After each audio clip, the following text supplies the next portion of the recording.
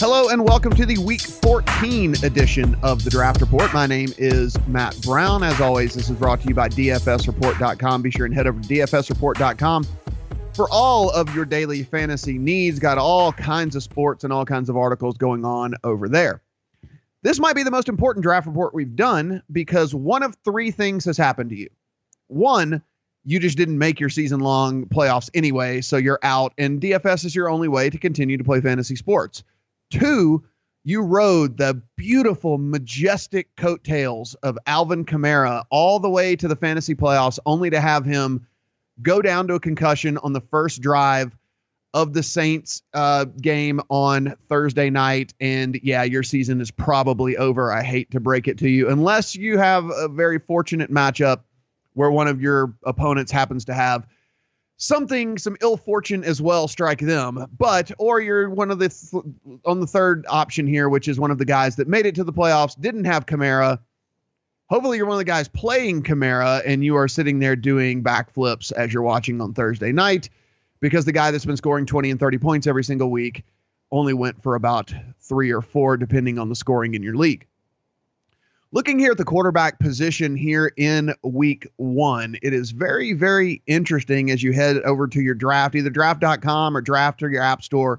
Be sure and use the promo code REPORT, REPORT, and that'll get you a free $3 entry into a real money contest whenever you make that first deposit. And we look at the quarterback position, and you got Carson Wentz, who had his first bad game of the entire season last week. And maybe that was kind of expected, right? I mean, it was a bad spot of a guy, traveling across the country into a primetime standalone game in a hostile environment. And look, he just wasn't all that sharp, but it wasn't just him. His offensive line kind of let him down for the first time this year. And you know what? Teams lose sometimes. Teams just have bad nights, and they seem to have a pretty bad overall night. Well, here's a bounce back spot against LA, and LA's defense is okay, and it certainly has improved over the course of the season, but it's nothing for us to be afraid of at all. And Carson Wentz, I think this is a pretty good bounce back spot here. We talk about the floor with a guy like him. I mean, he's still rushing the ball, so he's going to get you the 3 or 4 points with his legs to go along with what he's able to do through the air. I think that he will bounce back here. I think the Eagles bounce back here. So Carson Wentz, no problem with him whatsoever this week. Matthew Stafford's going to be a game-time decision for the Lions. If he's able to go, it's actually a pretty good matchup, actually better than a pretty good matchup against Tampa Bay. It's a really, really good matchup against Tampa Bay.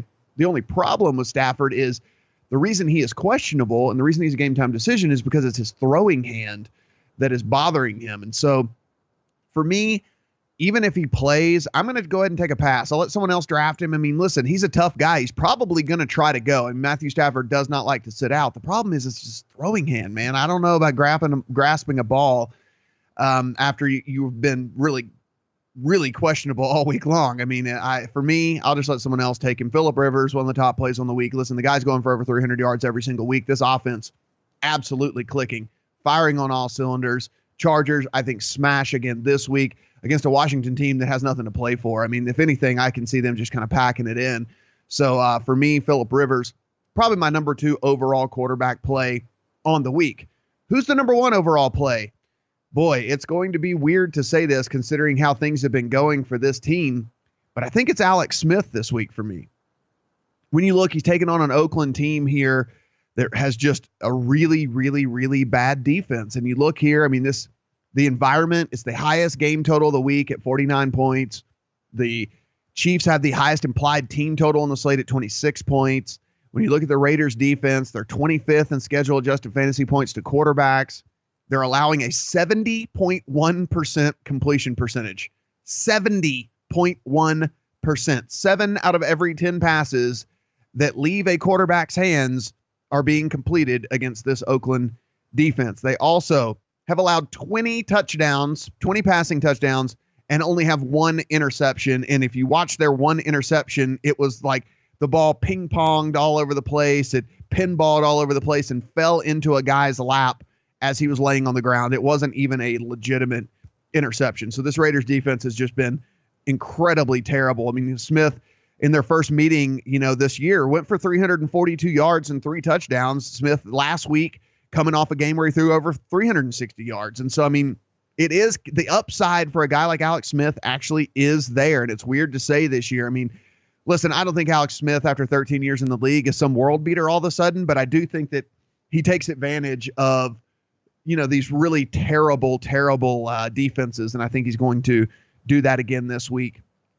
at Oakland. Another guy here, Jameis Winston, is a guy in a really good spot against Detroit. We talked about Matthew Stafford on the other side of the ball. Detroit's defense actually over the last 6 to 8 weeks been one of the worst defenses against the pass in all the league against quarterbacks. And so, listen, Jameis Winston, for all his flaws and the things that he does wrong and the mistakes he makes, for fantasy purposes, like this is where we separate real life and fantasy. For fantasy purposes, the guy just goes out and scores 20 points every week. So for me, Jameis Winston is going to be right up there with everyone. One of the big fades of the week for me is going to be Russell Wilson. I mean, listen, he has been the greatest playmaker in the NFL this year.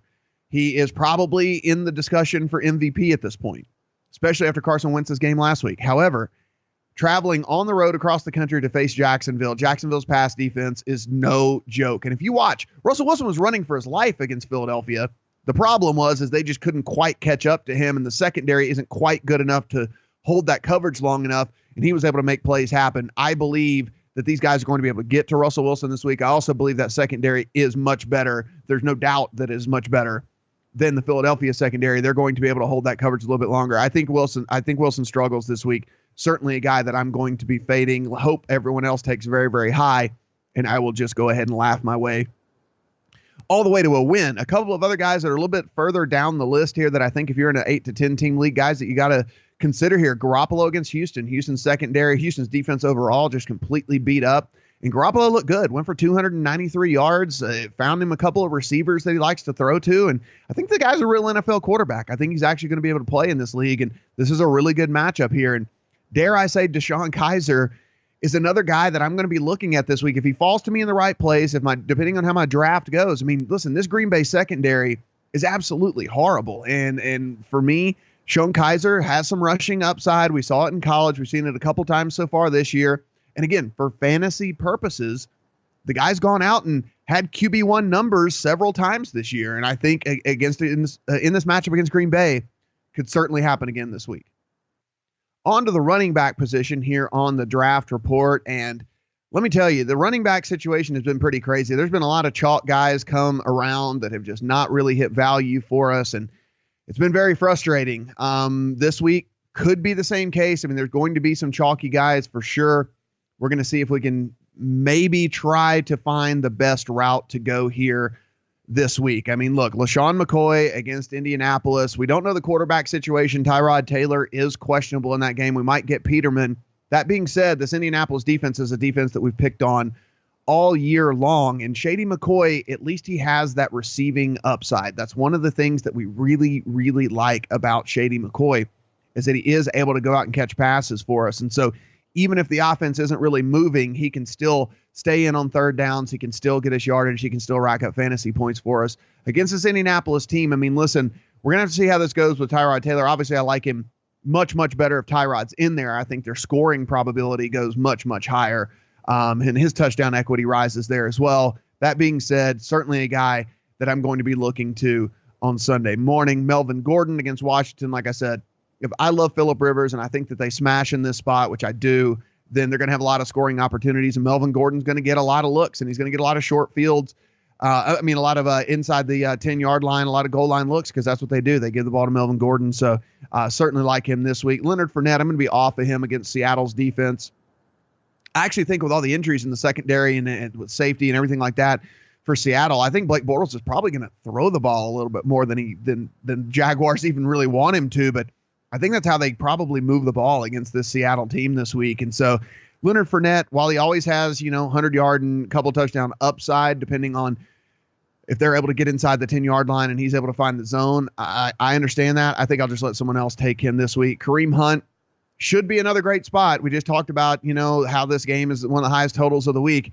If you want to ride the Kareem Hunt death train, go right ahead. For me, I think I'm going to finally get off after 8 weeks of continuing to say that certainly this is going to turn around. He's not found the end zone in forever. Just not a guy that I'm going to be looking at.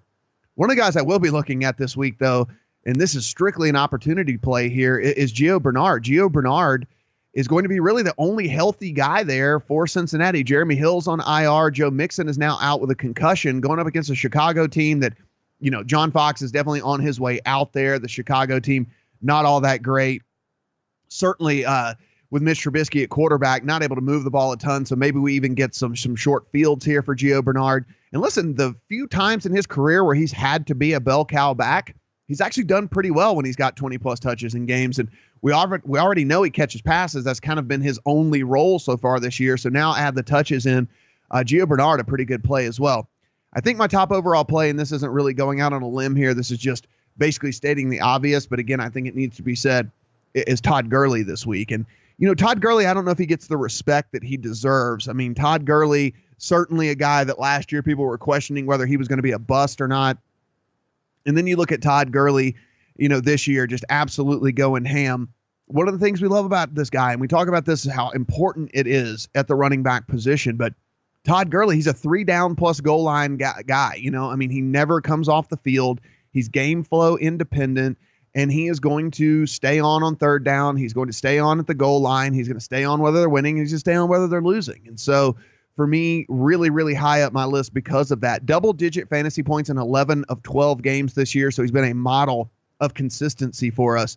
And listen, at least 3 receptions in 9 of 12 games. So getting involved in that passing game as well only can increase the upside there for Gurley. And listen, Phillies, if you look on paper, Phillies defense against the position, right, against running backs, it looks like they're going to be super, super tough. But if you really think about it and you really dig into it, Philadelphia has been playing from ahead for the majority of the season. I mean, this is one of those teams that has been smashing people. And so what happens whenever you're getting smashed? Like, you get away from the run game, right? I mean, you get away from rushing the ball. And so, yeah, there's lower total numbers here and things like that. But a lot of things that you got to just understand here is that with this is, it's been a lot of the way that the game flow has gone on the Philadelphia side that has really depressed the numbers for running backs. I don't expect that to be the case here for Todd Gurley. I expect this to be a very competitive game, and I expect Todd Gurley to be a very big part of that for the Los Angeles Rams.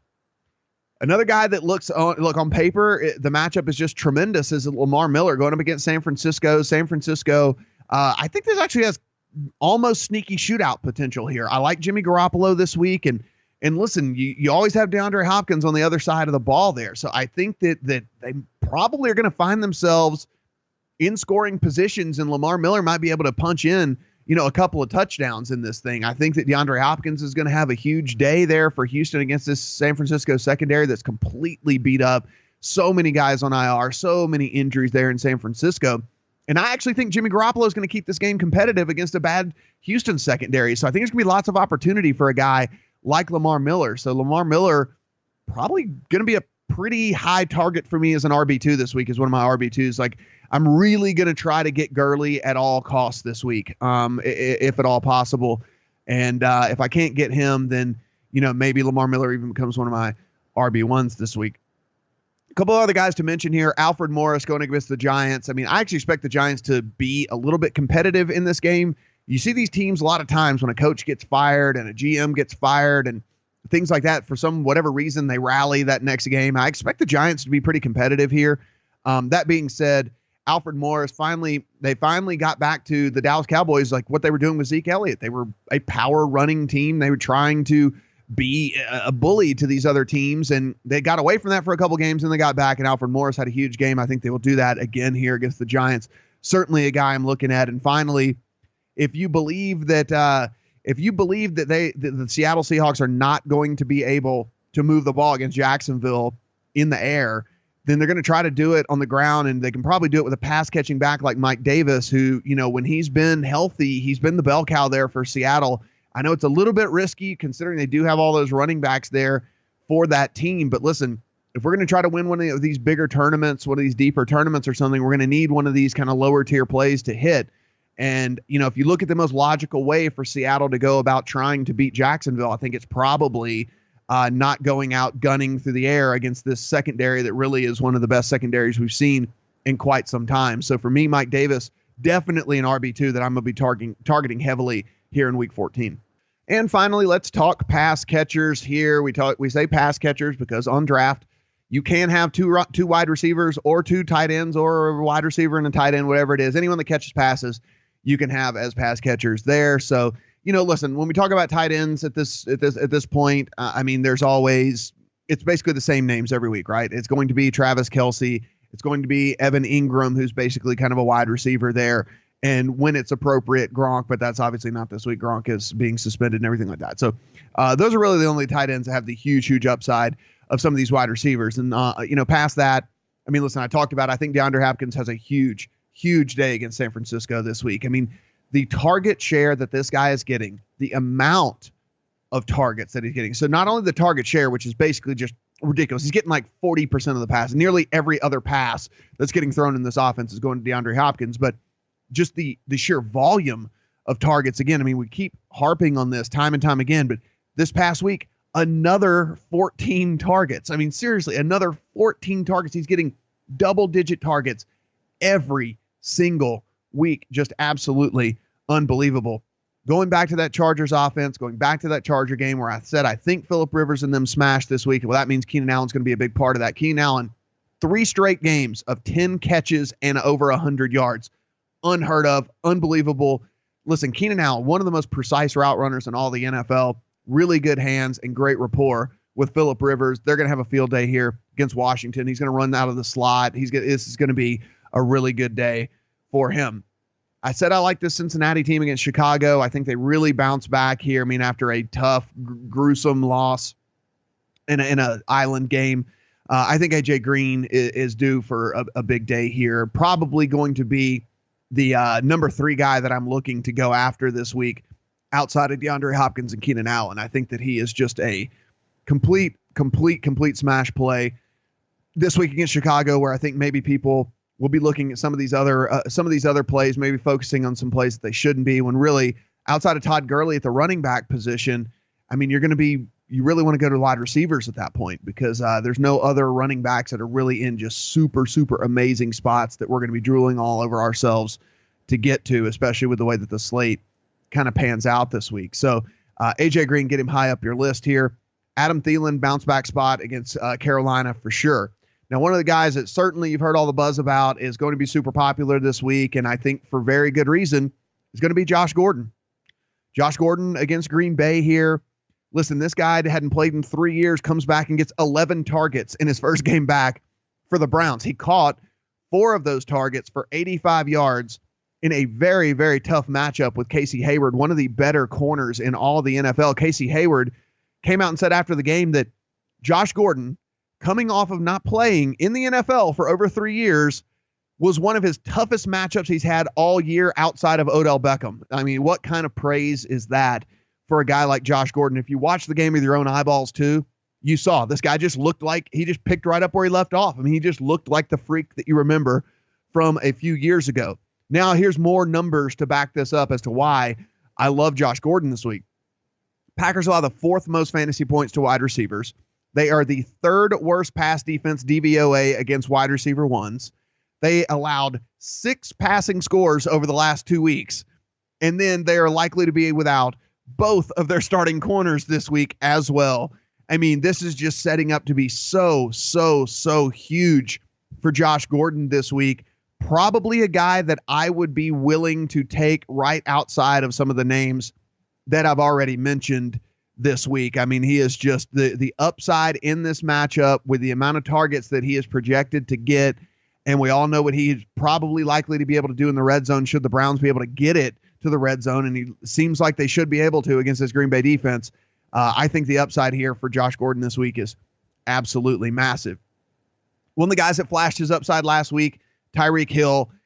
This is one of those guys, listen, he's a boomer bust, right? I mean, we understand if we like Alex Smith, then we got to like his pass catchers. Obviously, I like Travis Kelce. I think he's a guy that I think you consider a wide receiver 1 this week. Tyreek Hill, you're going to have to understand the ebbs and flows with him. If he catches big, long touchdowns, he's going to have massive, huge days like we saw this past week. If he doesn't, then sometimes the numbers are a little bit more modest. But, I mean, listen, if we're in deeper leagues, this is the guy that can win it, a guy that can win a week for you solely. I mean, like, absolutely. He can win a contest for you off of what he's able to do. I mean, we're talking a guy that can literally go 150 yards, 2+ touchdowns because of his speed. And listen, this Oakland secondary, we talked about it whenever we talked about Alex Smith, just not very good. Probably big upside here. Then you look at Larry Fitzgerald, and this is a guy that I understand the old man narrative. I've always talked about it too, that they break down over the course of a season. These are the guys that, as they get older and the season wears on and it takes a toll on their body. This is not happening with Larry Fitzgerald this year. 3 of the last 4 games have been huge wide receiver, in the top 5 at the wide receiver position. In 3 of his last 4 games, it's just unbelievable numbers here. Keeps on producing. Definitely a favorite target of Blaine Gabbert there. And going up against a Tennessee team that we've picked on all year long, and I'm going to continue to do. Larry Fitzgerald, one of my favorite plays this week. On the other side of that Kansas City game, on the Oakland side, it does not look like Amari Cooper's going to go. He did clear concussion protocol, but he still has that really bad high ankle sprain. And even if he does go, he's going to be severely limited. He's a wide receiver on a high ankle sprain here. So Michael Crabtree is coming back off suspension. And if you watched any of this Chiefs defense over the last month and a half, they are getting torched. Absolutely lit up. And I think this game has shootout potential written all over it. And I do believe that Michael Crabtree is going to be a beneficiary of a lot of bad defense. Listen, Marcus Peters, who is their best corner, he hasn't played all that well this year, but is suspended for this game for his actions of taking the referee's flag and chucking it up into the stands. And so I think that this could be a huge, huge day for Michael Crabtree. A couple of other guys I'm going to be keeping my eye on. If you think that this Green Bay Cleveland game has shootout potential in it, then you got to like Devontae Adams, who has been Brett Hundley's favorite target there. If you like this, if you like what's going on in this Detroit game, again, solely for me, going to be based off of what happens with Matthew Stafford. If Matthew Stafford's able to play, we love picking on Tampa Bay's secondary. I think Marvin Jones is in play. I think that Golden Tate is in play there as well. And the last but not least here, Dez Bryant, the corpse of Dez Bryant, kind of showed up again last week, and there was a lot of positive things to pull out of this Cowboys offense out of the past week. Now, will they be able to continue that against this New York Giants team that, like I said, nothing to play for here other than just rallying around the fact that, the coach got fired, and apparently the defense hated this coach. So, with McAdoo gone, do they really step up to the plate here? If you think not, then Dez Bryant is certainly a guy that I think you can get probably way later in a draft, because people just don't really like to draft Dez Bryant anymore. But against this New York Giants secondary, Janoris Jenkins out for the season as well there, I think that Dez Bryant, a guy that can get you some really, really, really, really good production at a very, very low draft spot. All right, guys, that's going to do it this week for the Draft Report. My name is Matt Brown. Be sure and head over to dfsreport.com. Check out all of the stuff we got going on over there. Listen, when you're out of your playoffs, I know you're out of your playoffs. You had Kamara, you're out of your playoffs. You're going to lose this week. You might as well get some DFS action going on there. Head over to the App Store, head over to draft.com, use the promo code REPORT, REPORT, and you are going to get a free $3 entry whenever you make your first deposit. Guys, good luck here in Week 14, and we will see you in Week 15.